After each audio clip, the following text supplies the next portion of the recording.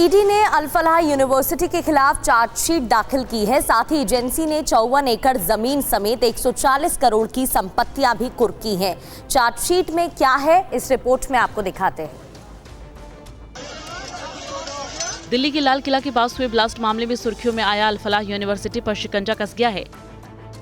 प्रवर्तन निदेशालय ने अल-फलाह यूनिवर्सिटी और इससे जुड़े लोगों के खिलाफ मनी लॉन्ड्रिंग के मामले में चार्जशीट दाखिल कर दी है। ये चार्जशीट यूनिवर्सिटी के चेयरमैन जवाद अहमद सिद्दीकी और अल-फलाह चैरिटेबल ट्रस्ट के खिलाफ स्पेशल कोर्ट में दायर की गई है। ईडी ने अब तक यूनिवर्सिटी के 58 एकड़ कैंपस पर बनी इमारतों और अन्य संपत्तियों को 140 करोड़ रुपए के वैल्यू पर अटैच कर लिया है। ईडी ने इस मामले में पहले ही prevention of money laundering act यानी PMLA के तहत जाँच शुरू की थी।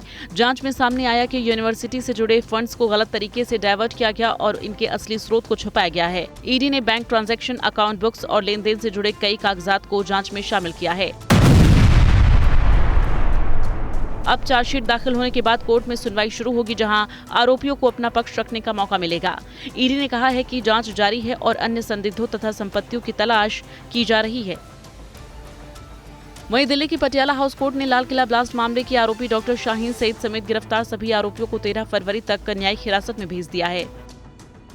कोर्ट ने डॉक्टर शाहीन सईद के अलावा जिन आरोपियों को न्यायिक हिरासत में भेजने का आदेश दिया है उनमें मुफ्ती इरफान अहमद, जहीर बिलाल वानी उर्फ दानिश, डॉक्टर आदिल अहमद, यासिर अहमद डार और डॉक्टर मुजम्मिल शकील शामिल है।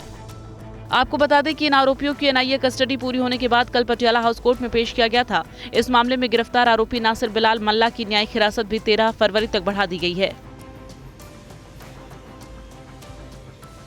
देश के 7 राज्यों के 26 ठिकानों पर ईडी ने छापेमारी की है। ईडी ने कार्रवाई करते हुए इंटरनेशनल ड्रग सिंडिकेट का भंडाफोड़ किया है। प्रवर्तन निदेशालय यानी ईडी के पणजी जोनल ऑफिस में अंतर्राष्ट्रीय ड्रग तस्करी और उससे जुड़े मनी लॉन्ड्रिंग मामले में देश के कई राज्यों में कार्रवाई की है। ईडी ने गोवा, महाराष्ट्र, केरल, तमिलनाडु, कर्नाटक, ओडिशा और दिल्ली समेत कई राज्यों में एक साथ छापेमारी की। ईडी के अधिकारियों ने 26 ठिकानों पर तलाशी अभियान चलाया गया। ईडी की ये जांच गोवा पुलिस की एंटी नार्कोटिक्स सेल द्वारा दर्ज FIR के आधार पर शुरू हुई थी। तलाशी के दौरान ईडी ने भारी मात्रा में नकदी जब्त की। इसके अलावा चरस और अन्य प्रतिबंधित मादक पदार्थ भी बरामद किए हैं। ईडी को कई आपत्तिजनक दस्तावेज और डिजिटल डिवाइस भी हाथ लगे हैं। इन डिवाइस में मौजूद डेटा के नेटवर्क की कार्यप्रणाली, संपर्क सूत्र और वित्तीय लेन देन से जुड़े अहम सुराग मिले हैं। ये भी पता लगा है कि ड्रग भेजने के लिए कुरियर और डाक सेवा का योजनाबद्ध तरीके से इस्तेमाल किया जा रहा था। अवैध कमाई को UPI, bank transfer, crypto currency और नकद के जरिए इधर उधर किया जा रहा था। ईडी ने कहा कि जांच से मिली जानकारी को अन्य कानून प्रवर्तन एजेंसियों के साथ साझा किया जा रहा है ताकि कानून के अनुसार आगे की कार्रवाई की जा सके। इंदौर में 13 मार्च से भारत सनातन प्रीमियर लीग शुरू होने जा रहा है। कथावाचक देवकी नंदन ने कहा कि इससे युवाओं को खेल, संस्कृति और समाज सेवा से जुड़ाव होगा और बढ़ावा मिलेगा। गांवों के प्रतिभाशाली बच्चों को मंच देने और विशेष रूप से सनातन धर्म से जुड़े युवाओं को आगे बढ़ाने के लिए देश में सनातन प्रीमियर लीग का आयोजन किया जा रहा है। इस क्रिकेट लीग में केवल सनातन धर्म से जुड़े खिलाड़ी ही हिस्सा लेंगे। प्रतियोगिता का आयोजन सनातन क्रिकेट क्लब की ओर से किया जाएगा। ये टूर्नामेंट 13 मार्च से 15 मार्च तक इंदौर में खेला जाएगा। ये टूर्नामेंट कथावाचक देवकी नंदन ठाकुर के मार्गदर्शन में आयोजित किया जा रहा है। देश भर से कुल 8 टीमें हिस्सा लेंगी। सभी टीमों के नाम महान वीरों और महापुरुषों के नाम पर रखे गए हैं।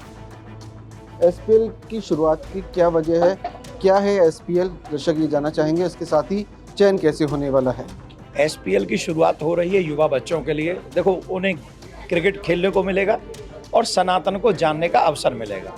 तो जहां क्रिकेट खेलने को मिले और सनातन जानने का अवसर मिले, ये बहुत बड़ी बात होगी। एक के साथ एक फ्री, प्रत्येक रन पे 500 रुपये, और वो 500 रुपये जितने रन बनाएंगे क्रिकेटर उतने ही 500 रुपये हम इकट्ठा करेंगे, उतना रुपया इकट्ठा करेंगे और वो समाज की सेवा में देंगे।